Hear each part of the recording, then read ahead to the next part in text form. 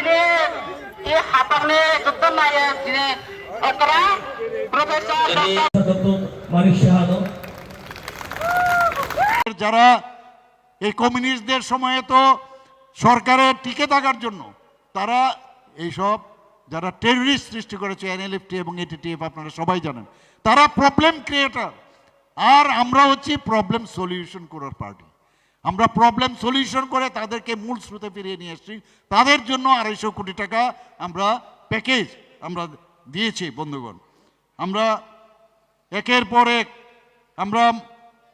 যদি কথা বলি এখানে শেষ করা যাবে না শুধু একটা কথাই বলবো আমার আরেকটা প্রোগ্রাম আছে আমি এসছি আপনাদের কাছে একটা বিনীত নিবেদন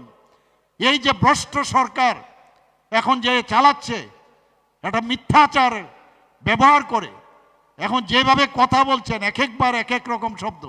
100% মুখ্যমন্ত্রী যে मैं आपके साथ हूं আর বাইরে গিয়ে বলে আরেক রকম अरे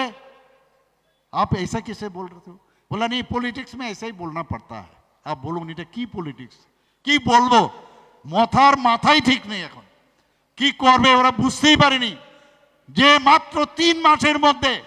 আজকে জনজাতি আমাদের ভারতীয় জনতা পার্টির জনজাতি মোর্চা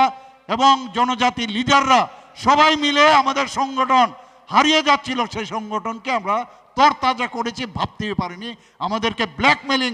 করার চেষ্টা করার মাধ্যমে আমাদেরকে ভুল বোঝানোর কিন্তু আমরা ঠিক করেছি এবার 28-এ 28 আমরা প্রতিদ্বন্দ্বিতা করব এবং এখানে আসো আমাদের ক্যান্ডিডেট অভিজিৎ ত্রিপুরাকে আমাকে আসতে হবে এখানে 17 তারিখ দেখার জন্য না টিভির পর্দায় দেখব না কথা দিন আপনারা জেতাবেন তো সকাল সকাল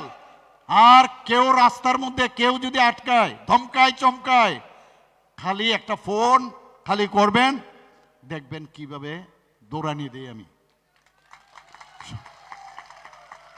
সবাইকে নমস্কার এরকম যদি ভয় দেখিয়ে হতো তাহলে হিটলারও কিন্তু এতদিন থাকতো